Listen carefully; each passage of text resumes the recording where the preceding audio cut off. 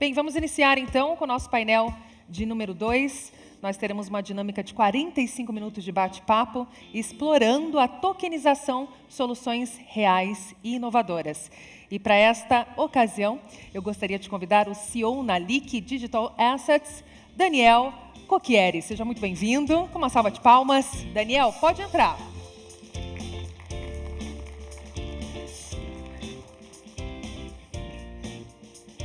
Contaremos com a participação do CEO e Founder do Grupo GCB, Gustavo Blasco.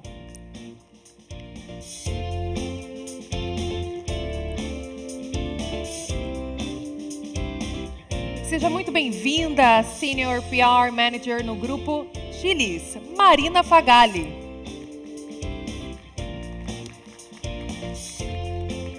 E para este painel, nós teremos a moderação do gerente de tokenização e novos negócios da Núclea, Paulo Sangalli. Seja muito bem-vindo.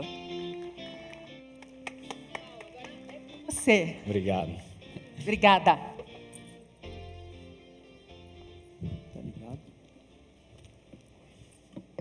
Olá, bom dia a todos.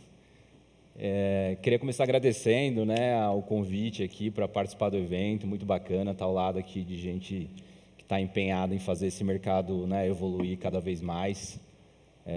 Parabenizar também, um evento muito bacana aqui, com grandes painelistas.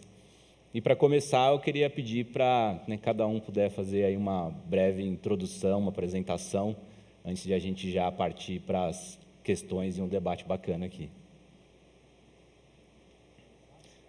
Bom dia, muito legal estar aqui, prazer, muito feliz de ver o tamanho que o Criptorama se transformou aí nos últimos tempos, acho que mostra um pouco do momento que a gente está do mercado, acho que o painel anterior também falou bastante sobre isso, foi muito bom. Eu sou Marina Fagali, sou Senior PR Manager do Grupo Chili's, atuo tanto na parte de comunicação estratégica, quanto na parte de relações institucionais e governamentais.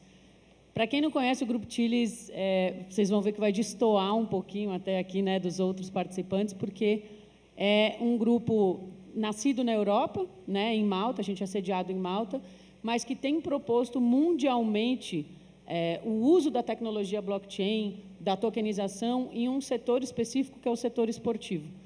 Hoje a gente chama blockchain Layer 1, EVM Compatible, e a gente tem mais de 70 instituições das maiores organizações esportivas do mundo participando dessa comunidade. E, através do esporte, eu acho que o que a gente tem feito muito é democratizar o acesso, fazer um onboard da sociedade civil através de uma paixão mundial, que é o futebol, dentro do universo cripto. A gente apostou e a gente sabia desde o início que esse era um mercado muito promissor em várias frentes, é capaz de transformar diversos setores.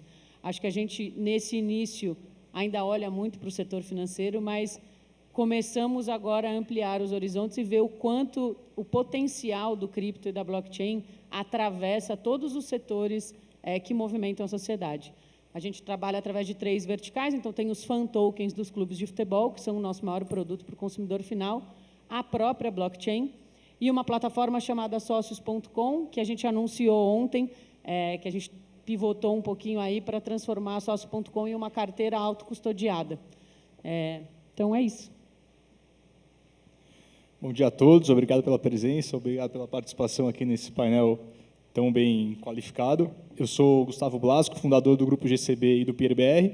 O Grupo GCB é uma empresa de investimentos que trabalha tanto na parte de investir o dinheiro de terceiros, fazendo gestão patrimonial ou prestando consultoria, e também com fundos próprios, e na parte do crédito a gente é bastante forte no financiamento da pequena e média empresa.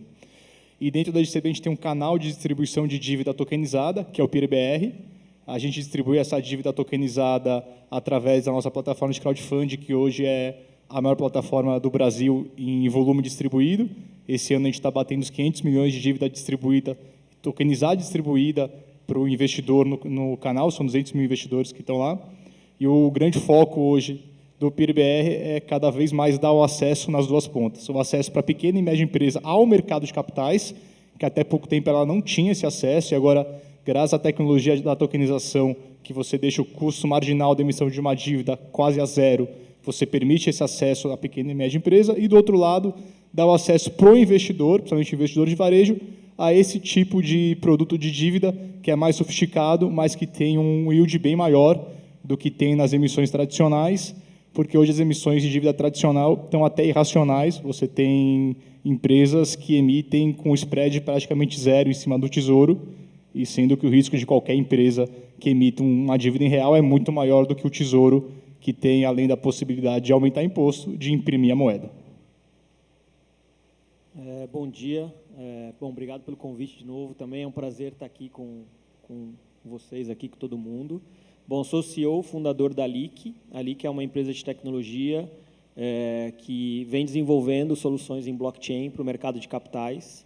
Então, assim, o que a gente vem é construindo protocolos em blockchain através da programação dos smart contracts para resolver uma dor de mercado de capitais que acho que é muito latente, que toda a estruturação de uma dívida ela é composta por muitas regras, alguns intermediários desenvolvendo alguns papéis, e a gente acredita muito que tem muita fricção nesse processo como um todo.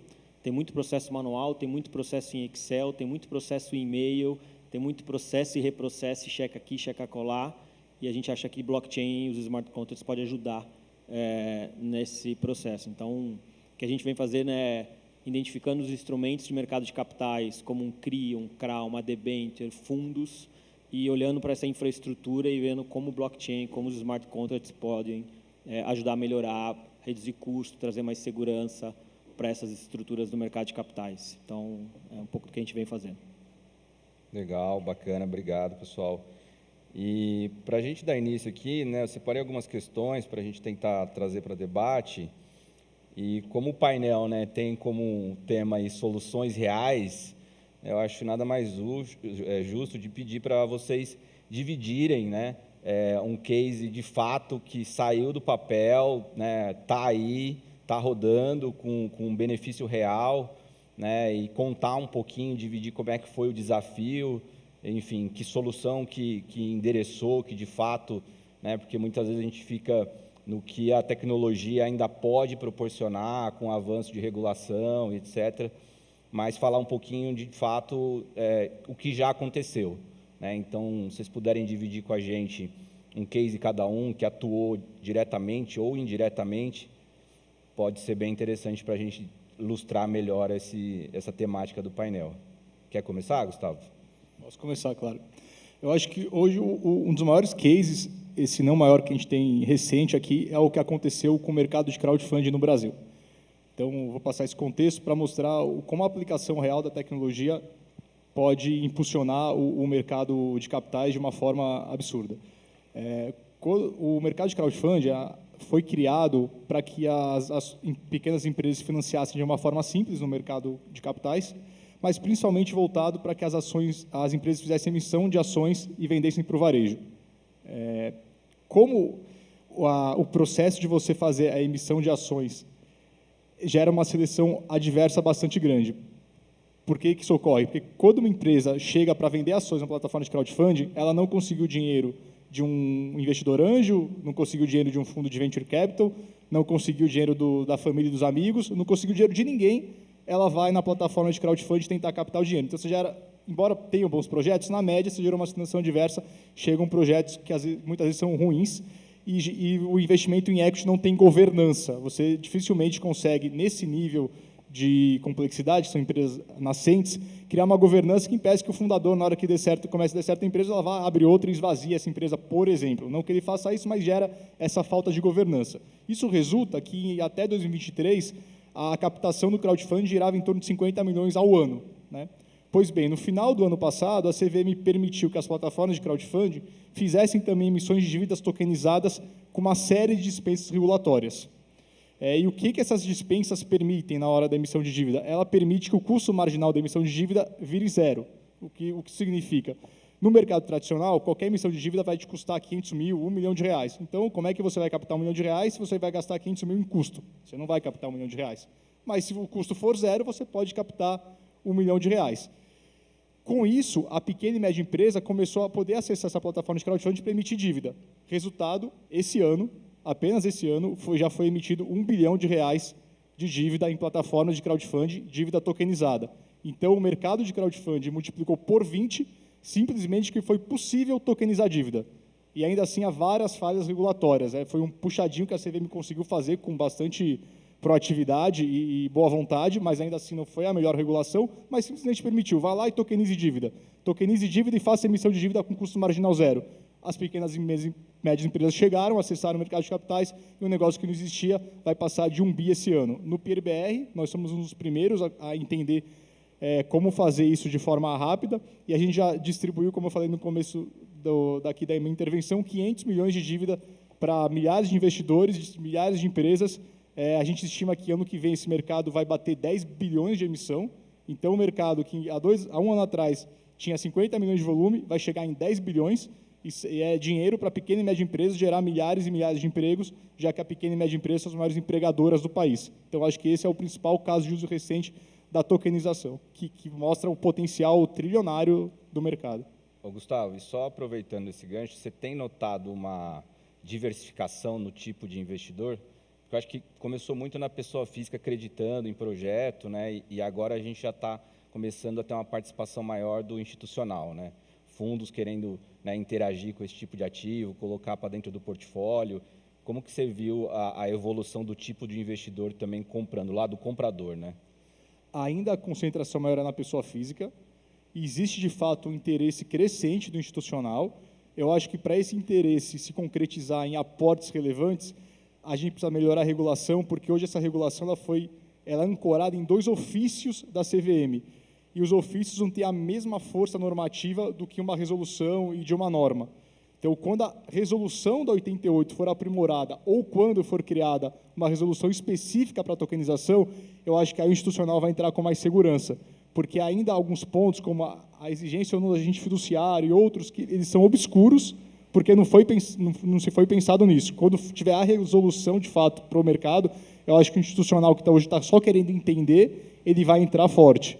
Então, é isso que eu estou sentindo. Hoje há um interesse, mas aportes efetivos relevantes, eu entendo que vai ser quando tiver esse aprimoramento regulatório. Bacana.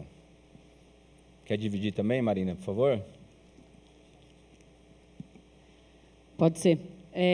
Bom, eu acho que no caso da Tilis, né, quando a gente fala de tokenização, a gente está falando de uma tokenização de algo intangível, né? Então, nesse momento que a gente tem, são os fan tokens, que é uma tokenização do relacionamento entre o torcedor e o clube de futebol.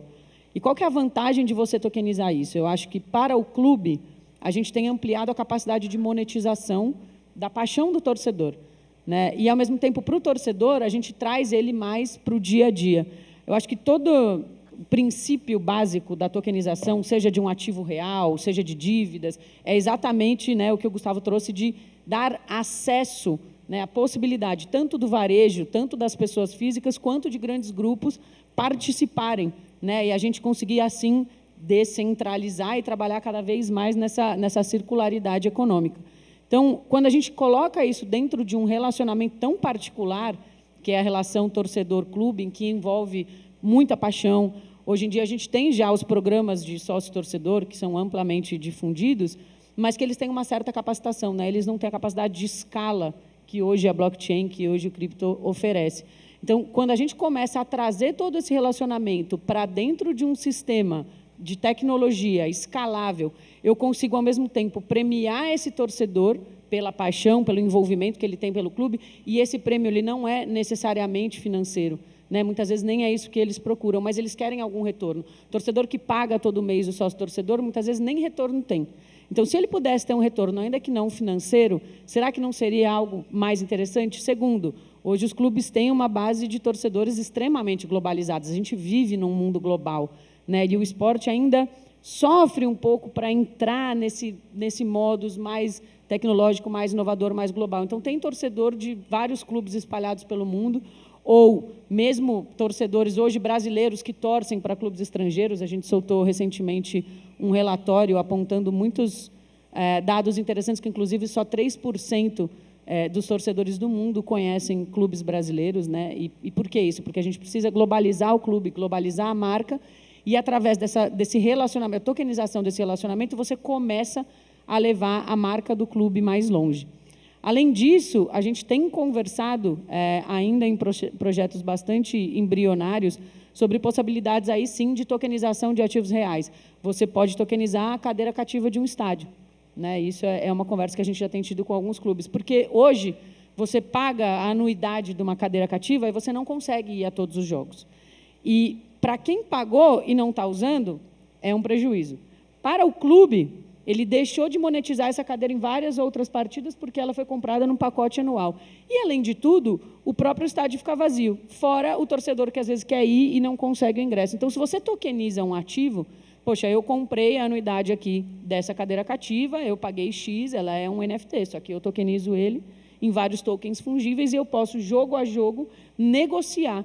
Só que, ao mesmo tempo, eu paguei, eu vou receber e o clube também, e, ao mesmo tempo, mais pessoas vão ter acesso. Eu acho que esse é um princípio muito simples de entender a complexidade que pode ser a tokenização em termos de acessibilidade, né? Então, enfim, eu gosto muito de tratar esses dois casos, acho que tem muitas possibilidades. O caso real que eu trago hoje são os fan tokens e como a gente pode escalar, né, os benefícios de um relacionamento dos dois lados da cadeia. Então, para o clube monetizar e para o torcedor também ser mais beneficiado dessa relação de entrega que ele tem com o clube. Quantos clubes já adotaram isso no Brasil? E Olha, mundo, no Brasil a gente tem 9 também? clubes. Temos Flamengo, Fluminense, Vasco, Corinthians, São Paulo, Palmeiras, Internacional, Atlético Mineiro e Bahia. Além disso, a gente tem uma equipe de esportes brasileira, que é o MBR, e mundialmente são mais de 70 organizações. A gente tem PSG, Manchester City, Barcelona, Juventus, Roma. Agora, a gente completa esse mês 5 anos do lançamento dessa categoria. Na verdade, até outros players do mercado já se apropriaram do termo fan token, que, na verdade, é um termo que a gente criou, mas que muitas vezes oferecem alguns modelos um pouco diferentes, não são necessariamente tokens de utilidade como o que a gente oferece. E eu acho que o mais legal de falar desses clubes é a maturidade de cada um dentro do cenário cripto, né? E como a gente tem contribuído para que os próprios clubes também entendam as possibilidades de benefício da tokenização. E aí você tem desde um PSG, que hoje é um validador dentro da nossa rede, né? Um validador, roda um nó lá dentro, até clubes que estão começando a entender possibilidades que eles têm, tanto de monetizar os torcedores com os fan tokens, tokenizar as cadeiras, tokenizar os estádios, enfim. Tem um universo ainda a ser explorado, a gente está só começando. Legal, bacana, obrigado. Daniel? Bom, vamos lá. Deixa eu tentar explicar, acho que para explicar o caso de uso real da LIC, né, que é um pouco da proposta do painel. Bom, a gente já está há uns quase 4 anos tratando essa agenda de tokenização, né? E essa agenda ela vem evoluindo ano a ano, o amadurecimento, de fato, do que a gente está fazendo, né? Eu sempre brinco que, quando eu comecei, eu escutava muito que tokenização era o futuro, mas se eu perguntasse por que, ninguém conseguiria falar, e nem eu, por que é o futuro. Mas entendia-se que tokenização era o futuro, etc, etc. E ao longo desses 4 anos, a gente foi amadurecendo, de fato, qual que é a proposta de valor do blockchain, do smart contract, aonde eu consigo entregar valor para a sociedade, para o mercado onde a gente está atuando com a tecnologia, né? E aí eu estou dando esse contexto aqui para chegar no que a gente vem construindo e o porquê, né? Então, assim, e aí a gente foi vendo que, assim, e eu costumava falar, eu posso tokenizar de tudo, mas nem tudo faz sentido eu tokenizar. Você acha que é um ponto, né? Então a gente começou a ver, cara, eu posso tokenizar qualquer coisa? Eu posso, mas será que faz sentido eu tokenizar árvore, pedra? Faz sentido eu tokenizar crédito, ativo financeiro? Faz sentido eu tokenizar um direito, né? Aí você vai tentando enxergar ali, pô, legal, isso aqui faz sentido. E faz sentido para quem? Qual que é a dor desse mercado, né? E a gente foi evoluindo. Então, nesse meio tempo, a gente começou a ver, de fato, uma dor muito grande no mercado de crédito, assim como o Gustavo também está atuando, e principalmente nos processos desse mercado. Então, quando a gente olha uma operação de mercado de capitais, ela tem uma série de regras, né, e de processos de uma operação mais estruturada do mercado de capitais, que é a infraestrutura do mercado de capitais. E a gente vê que tem muita fricção ali dentro desses processos. Então, a gente começa a enxergar que, pô, tem, de fato, uma dor aqui, tem, de fato, um problema que a gente pode atuar. E a gente foi olhando que, assim, né, porque é importante aprofundar, porque senão a gente entra em uma agenda de novo, que tokenização é o futuro, mas esse futuro nunca chega, porque você nunca está resolvendo dor nenhuma. Vai chegar uma hora que a gente vai, todo mundo aqui, perceber, cara, foi legal, foi bonito, foi bacana estar com vocês, mas ninguém conseguiu ganhar dinheiro porque Não foi, né? a gente não resolveu dor nenhum, cara. A gente ficou numa agenda de que, pô, é o futuro, uma agenda... Então, a gente, cara, vamos tentar fugir e ver, de fato, o que a gente vai construir de caso real, aonde a gente vai entregar valor e para quem a gente vai entregar o valor. Assim, tokenização é uma tecnologia. Para mim, tokenização não é o produto final, né? Quando a gente olha aqui, pelo menos em alguns casos, sempre é tecnologia. O produto final é, né, no caso ali que a Marina falou, é os direitos, é a utilidade daquele ativo aos clubes, enfim, o crédito. Mas tokenização não é produto final. Para mim, ele é tecnologia, ele é meio. E também a gente tinha um viés muito orientado à tokenização, que eu não estou falando aqui que é certo ou errado, mas a distribuição e distribuição varejo. Né? A gente ouvia muito que tokenização ela vai democratizar, e tokenização eu vou poder pegar um ativo aqui e distribuir para o mundo inteiro, e, cara, é lindo, maravilhoso, mas acho que não se trata muito bem disso ou só disso. Né? Então, a gente começou a ver que, poxa, a tokenização a gente tem o seguinte, ali que ela construiu um protocolo chamado TDIC, né? Que é Token que Investe em Direitos Creditórios, que simulou meio que um FDIC. Né? O FDIC ele é um fundo de direitos creditórios.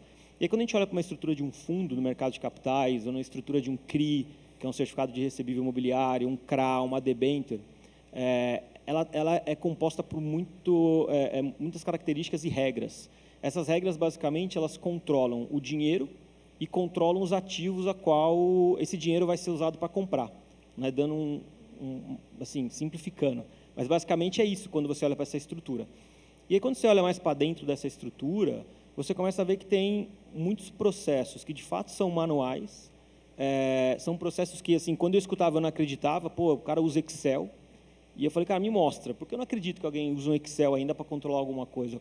Mas, de fato, e por que isso acontece? Porque você tem alguns prestadores de serviços nessa infraestrutura e cada um com o seu sistema. Então, tem o cara lá que é mais tecnológico e desenvolver um sistema dele, mas acaba que esse sistema ele é um silo, né? É um sistema só dele. E para conversar com todo o restante dos participantes do mercado não é tão simples, e às vezes não funciona. Tem o cara que é um pouco menos tecnológico, que vai no Excel e vai no e-mail, e as coisas vão funcionando. E o mercado aí existe, enfim. Só que tem muita dor. Então, a gente começou a olhar para essa dor e começar a desenvolver. Blockchain, usar tokenização. Então, tokenização para a gente não é um token. Não é para, pô, mas como assim, Daniel, não é um token? Tokenização é um software. Né? Quando a gente olha dentro da LIC, o que é tokenização? Eu estou construindo um software, programando em smart contract dentro de uma rede.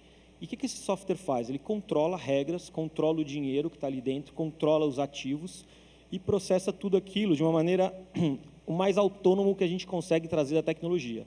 O que eu quero dizer que o smart contract, a gente até brinca, o Courtney fala, não é autoexecutável, como a gente lê em muitas matérias, não é. Ele é autônomo, ele pode ser autônomo. Então, eu posso definir uma regra e que se eu cutuco aquela regra, ela vai ser autônoma na execução, porque ela foi programada para fazer aquilo. E ela vai executar aquilo que foi programado, dando segurança para as partes, que se o Daniel executar A, o B do outro lado vai acontecer, mas ele é autônomo. E quando eu falo autônomo é o seguinte, né, eu estava dando outro exemplo dessas operações de mercado de capitais. Geralmente, se a gente está os 4 aqui, como é que funciona? Né? A Marina checa um cálculo, aí pede para o Gustavo, checa de novo, porque às vezes a Marina pode errar, é normal, somos seres humanos. Vem para o Daniel, eu checo de novo o que os dois fizeram, e aí eu dou a ordem para o Paulo, falo, Paulo, agora executa. E aí o Paulo pode errar, porque, de novo, ele é humano, ele pode estar naquele dia ali, puta, fiz o pagamento errado.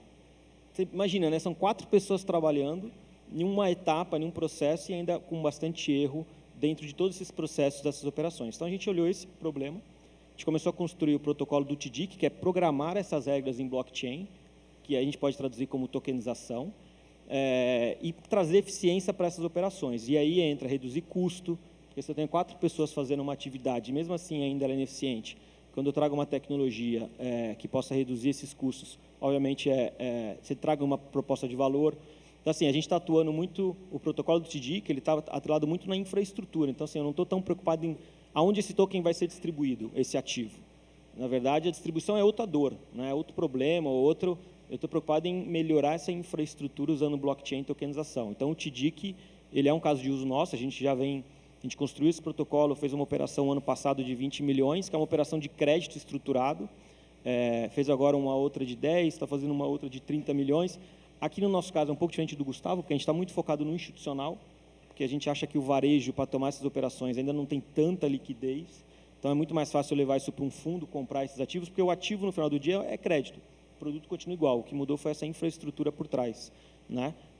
Então, a gente está conseguindo vender Vender, na verdade, não, né? Porque o papel da LIC é a tecnologia. Então, tem uma empresa que vai emitir uma dívida, essa dívida tem uma série de regras, que aí sim a gente coloca no blockchain, e eu tenho um investidor, que é um institucional, que pode ser a tesouraria de um banco, pode ser um fundo que compra crédito, que vai comprar esse ativo tokenizado. E toda operação, então vou dar alguns exemplos na prática, né? Uma operação de crédito dessa, eu tenho lá não sei se todo mundo conhece, mas eu tenho uma parte que é critérios de elegibilidade. O que eu posso comprar, o que é elegível, pegar o dinheiro do investidor, infraestrutura, tá? Não é eu, pessoa física. E o que eu posso comprar com esse dinheiro? Qual foi a regra combinada entre o investidor e a empresa? A regra é você comprar só ativos que é banana e maçã. Você não pode usar esse dinheiro para comprar banana, maçã e uva. Uva não pode. É um pouco do papel do administrador também, administrador, né? Você está pegando já um pouco dessa responsabilidade e colocando para dentro do smart contract. Então, pega a primeira operação, quando a gente fez, levou na CVM, levou no Banco Central, né, o TDIC, a gente perguntou, cadê o gestor? Cara, não tem. A gestão desse dinheiro está programada em blockchain, está programada nos contratos. Eu não preciso de um gestor para isso. Talvez uma operação que eu não consiga ter tanta previsibilidade, eu preciso de alguma pessoa ainda olhando, eu preciso de outros, mas, cara, se eu sei que eu só posso comprar banana e maçã, e a banana tem que durar, a banana tem que ter sido, sei lá, estou dando um exemplo aqui, 6 meses só, não pode ser uma banana velha, porque tá... Cara, isso é uma regra, eu posso programar e esse dinheiro só vai comprar esse tipo de banana nesse período. E aí você tem, em uma operação dessa estruturada, você tem várias regras. Assim, é muito complexo, porque você tem indicadores que você tem que monitorar daquela carteira de ativos, você tem toda a parte de liquidação programada no blockchain, que aí é que entra bem a agenda Condrex, que é a moeda ali como liquidação disso, porque quando um ativo é pago, ele muda ali a característica dele no blockchain, enfim. Então, você tem uma série de conjuntos, por isso que eu falo assim, às vezes as pessoas me perguntam do TDIC, mas qual que é o token? Eu falo, cara, você não vai achar um token aqui. Eu posso te mostrar uma série de contratos do blockchain que estão, cada um, fazendo uma etapa de algum processo. Então, isso é um pouco do que a gente vem fazendo e é um pouco do que a gente encontrou e estamos ainda, obviamente, apanhando, porque você tem uma série de desafios aí nesse meio tempo, não é tão simples e fácil, mas a gente encontrou uma dor real, um problema que parece realmente existir. E quando a gente olha o mercado de capitais, ele é feito por participantes, né? Então, quando a gente tem uma solução que eu tenho participantes que precisam se relacionar com aquele dado, faz muito sentido eu ter um blockchain. Faz muito sentido eu usar uma tecnologia de blockchain para colocar o dado, colocar a regra dentro desse blockchain e esses participantes usarem o blockchain como elo de conexão entre eles. Porque, ora, um participante tem que ver a informação A, ora, o outro participante tem que interagir com aquela informação B, e ela está em um lugar só. Hoje, o mercado ele é feito por uma tecnologia diferente e por silos. Cada participante tem o seu sistema, seja ele Excel ou sistema, e a informação vai ali, do jeito que dá, acontecendo, com os desafios, com as dores, mas vai. Então, a gente está aplicando caso real aqui, no caso da LIC, bem nesse tipo de dor e de mercado, né?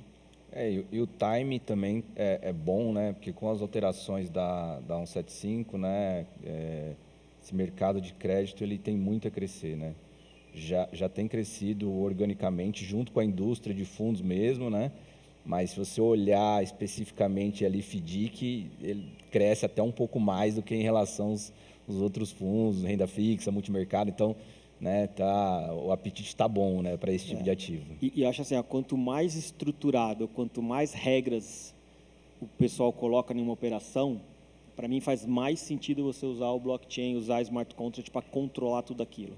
Então, teve algumas mudanças na 175 que vão permitir algumas operações ainda mais complexas, ou mais fracionadas, e aí o blockchain ele pode entregar ainda mais valor para esses desafios que o mercado enfrenta.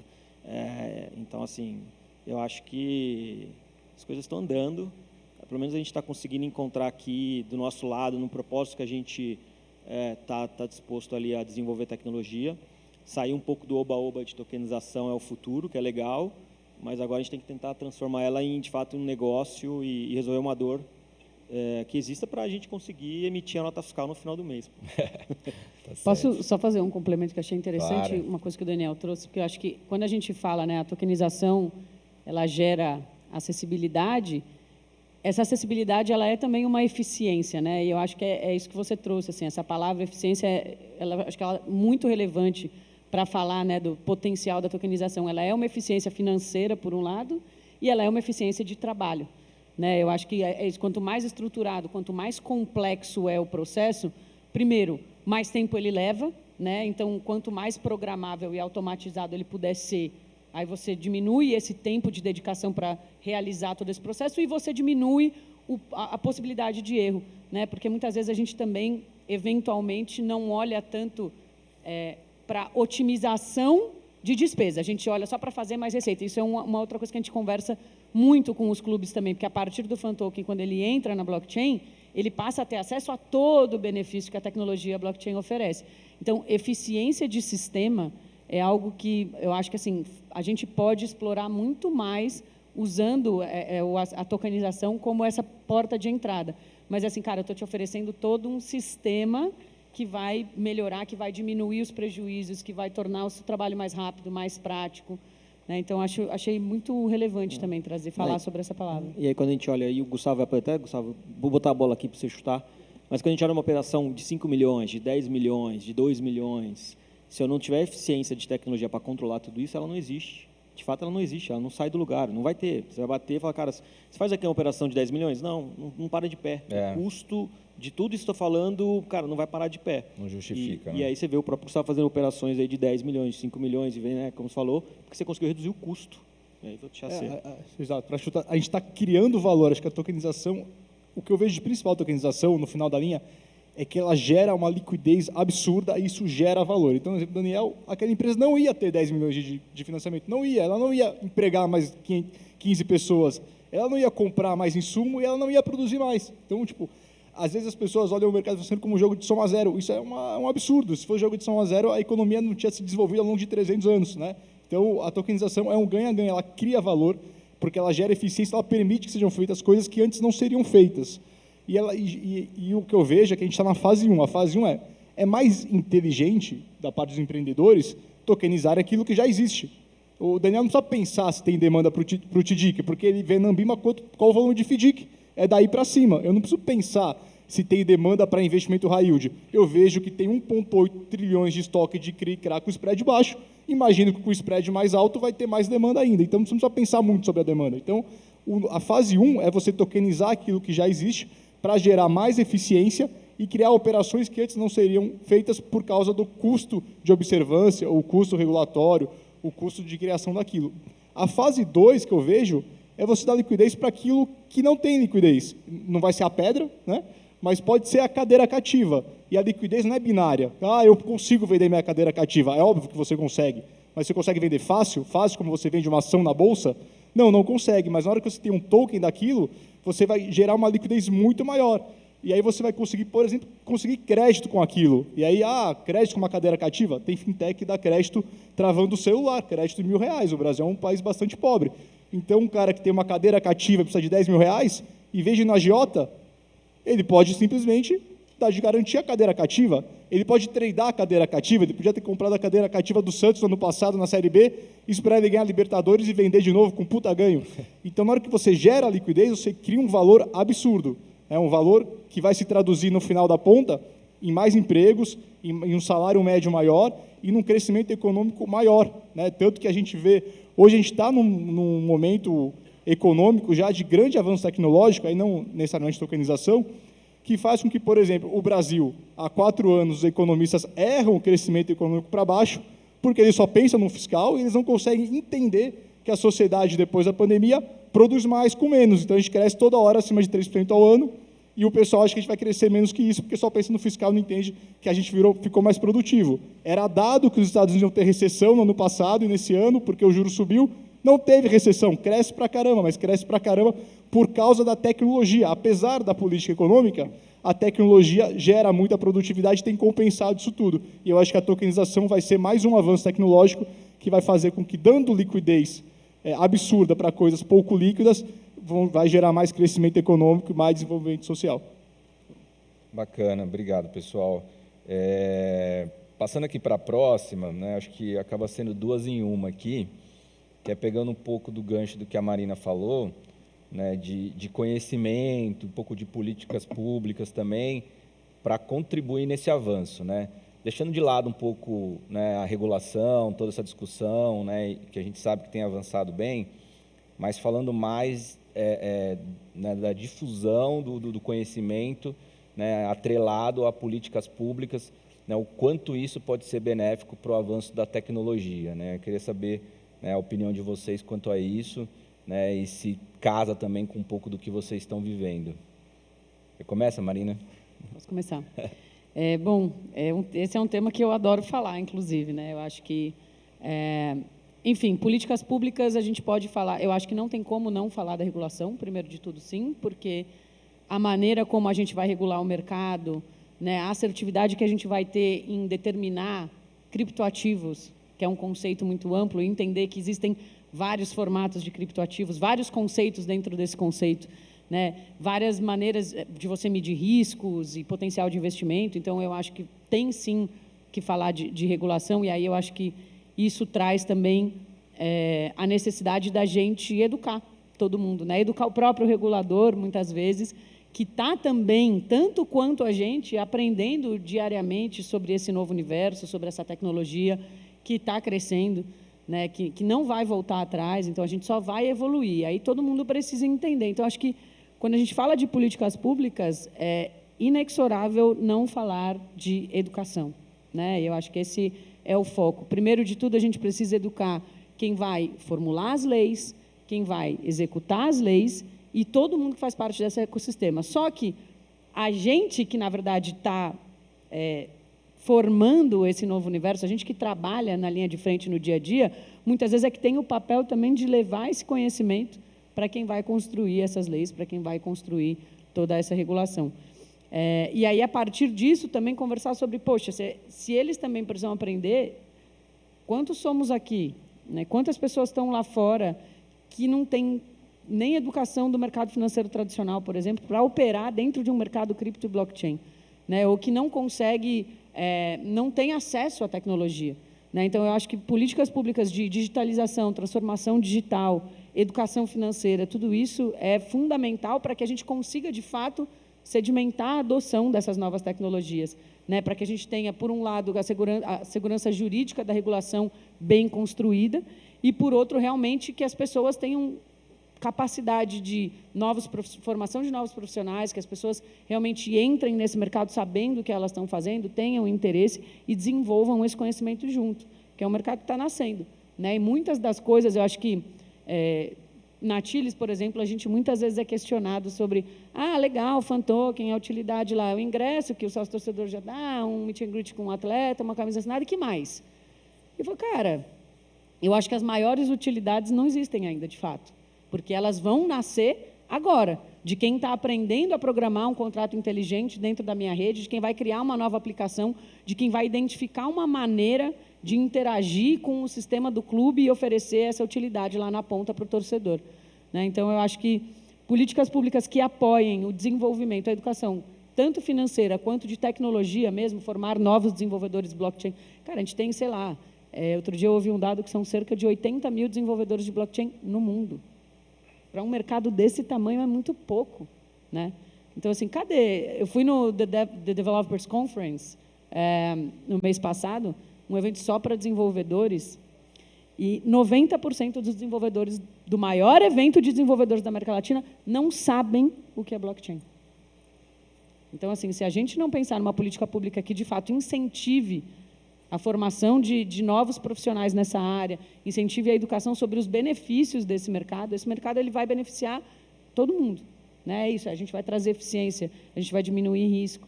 Então, eu acho que é fundamental a gente olhar com muito carinho para quais políticas públicas e como desenvolver elas agora. Não esperar esse futuro que nunca chega. O futuro é agora. Já chegou, né? Bacana. Quer falar um pouco, Gustavo? Eu falar de política pública, acho que sou a pessoa errada, porque eu tenho medo que daqui a pouco crie a Agência Brasileira de Criptomoeda, né? Não é bom não dar muita ideia. Eu acho que política pública, se tivesse segurança jurídica e focasse na educação e saneamento básico de saúde, estava ótimo. Onde eu vejo que tem mais potencial prático, acho que é na administração pública. Porque o Daniel deu um exemplo de 3 pessoas checando uma transação no FDIC. Quantas pessoas devem ter que carimbar uma licitação para o governo fazer uma compra de algum insumo, de um livro escolar? Deve ser uma zona completa, imagino que seja uma zona completa.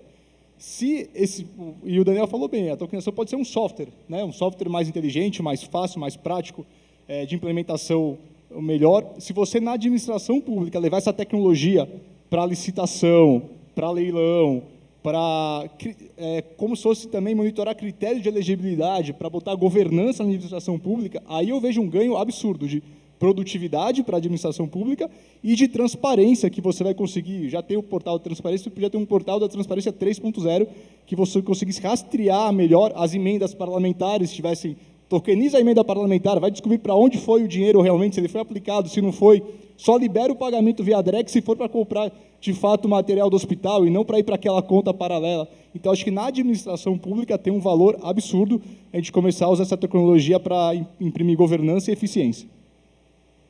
Bacana. Quer completar? Não, eu só ia olhar para um outro ângulo um pouco a pergunta, que é a importância do regulador nessa transformação dessa infraestrutura e olhando bem a parte, de novo, daquilo que a LIC está olhando. Qual é o mercado? É o mercado financeiro, né? Olhando esse mercado financeiro, o mercado de capitais, para a gente é super importante os reguladores entenderem o que é tecnologia, como se eles não são programadores, eles não precisam subir um nó de blockchain, mas eles têm que entender por que token, o que muda um pouco aquilo que eu falei, né? Se eles não conseguirem entender por que a gente está discutindo tanto sobre a tecnologia, porque o tema é tão... a gente vai ter uma lentidão muito grande no avanço. Então, acho que nesses últimos anos, eu percebi claramente entre Banco Central e CVM, em várias interações que eu tive, que outros agentes do mercado aqui têm, que eles começam a entender e a narrativa do regulador ela está mudando. Se a gente olhar alguém do Banco Central ou da CVM, eu não vou citar nomes, mas se buscasse falando sobre tokenização há 3 anos atrás em algum lugar, e eles falando hoje, você vê claramente que a forma que eles falam sobre a tecnologia, eles não são expertos em tecnologia, mas você vê que eles já estão entendendo um pouco melhor do ponto que o porquê que a gente está falando disso, que dor que eu estou resolvendo, por que eu tenho que mudar algo. Está tudo funcionando, né? E se não entender a base, cara, a gente nunca vai sair do lugar. Então, eu acho que e aí vem a parte de educação do mercado, né? As pessoas que estão fazendo o mercado, de conseguir, primeiro, acho que o regulador está super aberto, sempre foi, então esse é um ponto positivo, né? Você consegue conversar com o regulador. Eu, quando comecei a LIC, e a gente estava muito lá de CVM na época, algumas pessoas me falaram, cara, ninguém consegue falar com o CVM. CVM é um bicho lá, cara, não dá para marcar reunião na CVM. Você não vai conseguir falar na CVM. Esquece isso, cara, faz isso lá fora. E a gente está brincando, o empreendedor, ele geralmente, quando ele constrói um negócio, ele não sabe onde ele está se metendo, porque se ele soubesse, ele não começaria, não fazia. Né? E, de fato, eu não tinha noção, nunca tive... Falei, cara, não é possível. Eu vou entrar no site da CVM, vou mandar um Google Calendar lá, alguém vai me responder, pô. Não é assim, Daniel. A CVM sempre tem uma audiência, os caras... Mas a minha surpresa foi que não, cara. A CVM estava super aberta desde o dia 1 a entender assim, o que você está querendo fazer, cara. Melhor você entender do que deixar isso solto. E o Banco Central não precisa nem falar que, poxa, ele está puxando aí a agenda do Drex, que é super relevante para essa agenda nossa aqui, principalmente olhando, de novo, ativo financeiro, mercado financeiro.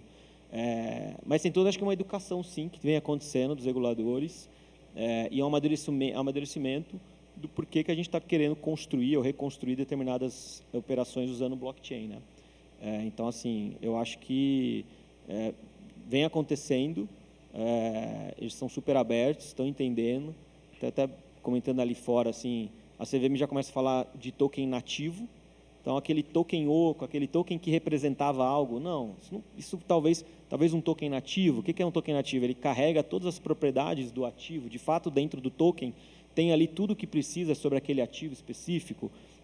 Então você vê que traz também governança, né? Se traz um respaldo, traz governança, traz os cálculos financeiros que são importantes para aquele ativo diferenciar, né? Diferenciação entre tokens para você saber exatamente o que você está comprando, o que você está adquirindo. Né? Exato. Ou interagindo, né? De novo, a gente ainda pega muito o que eu estou comprando, mas pensa que tem uma cadeia, tem prestadores de serviços que tem que interagir com aquele ativo de alguma forma, né? Como é que ele consegue se interagir? Como é que ele consegue entender que o token não é só a representação digital de algo? Não, o token e pode ser no amanhã o ativo de fato, o CDB, a CCB, esses ativos financeiros podem nascer tokenizados no amanhã, né? E como a gente faz isso acontecer? Então acho que está andando. Gostaria que fosse mais rápido, mas não depende só da LIC, muito pelo contrário, né? Uma série de atores aí juntos empurrando, enfim, mas está andando.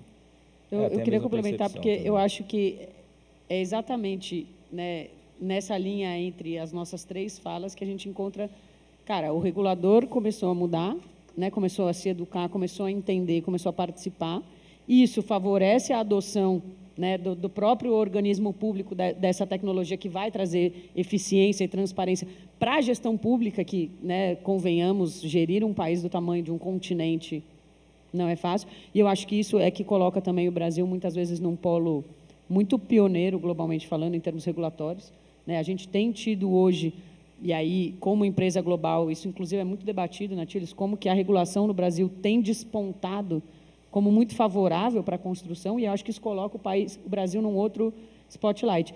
Mas porque o Brasil precisa disso, na gestão pública, né? Só que, para isso acontecer, e quando isso acontecer, a gente também começa a ter um maior envolvimento de toda a sociedade civil. E aí eles precisam entender como fazer isso, por um lado, então, como operar essa tecnologia, né? Como declarar contas hoje, em vez de ser num papel grampeado, você colocar isso num contrato inteligente. Como programar esse contrato inteligente? Né? Eles vão ter que ser educados sobre isso. Alguém a gente vai ter que formar profissionais que saibam fazer isso.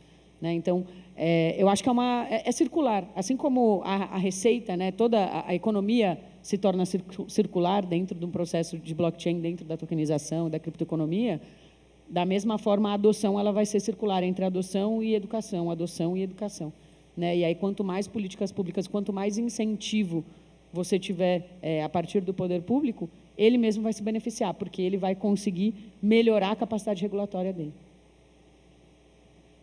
É isso aí.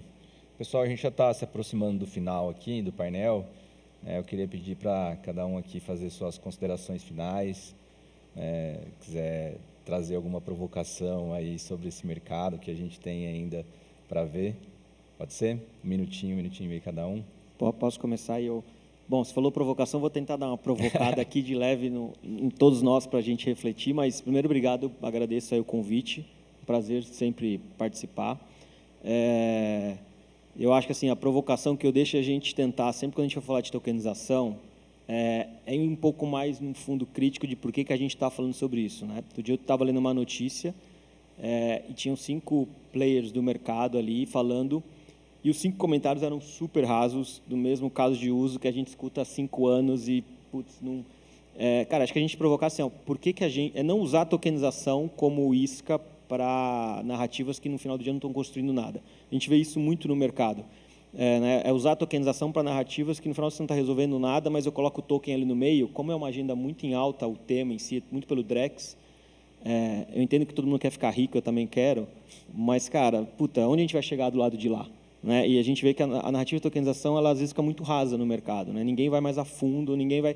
Então, cara, eu não estou resolvendo dor nenhuma, estou fazendo outra coisa, mas eu vou colocar o token aqui porque eu vou puxar atenção e dane-se o token. No final do dia, nem preciso do token. No final, só está trocando tecnologia, né? Não está mudando nada, mas ele trouxe para dentro da agenda dele um assunto que, poxa, acho que tem um potencial enorme, como a gente estava falando aqui, de trazer valor para o país, destravar a economia, trazer mais...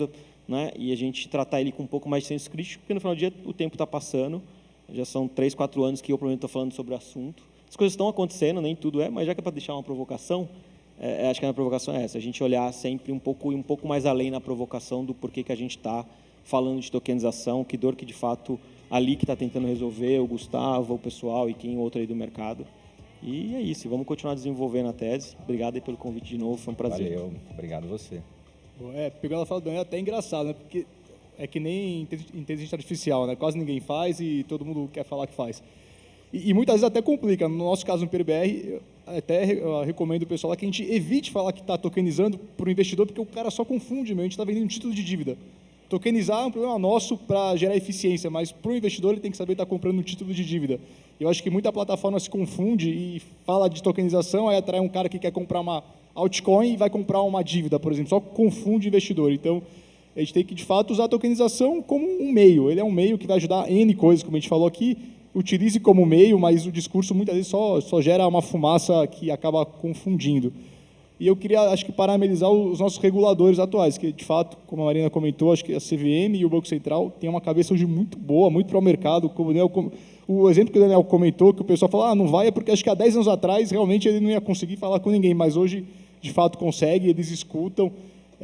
Acho que a gente é pioneiro, assim, numa regulação pró-mercado, pró-livre iniciativa, e que bota o Brasil, nesse caso, entre os países de fronteira, assim, um lugar muito bom para empreender no setor ligado à criptoeconomia, à tokenização e ao próprio mercado de capitais tradicional. E que acho que se continuar assim, acho que vai continuar, é bom para todos nós, para toda a sociedade. Então, queria finalizar agradecendo vocês que nos ouviram aqui, o Paulo, o Daniel, a Marina. Obrigado. Vou ser rápida, porque já estourou o nosso tempo.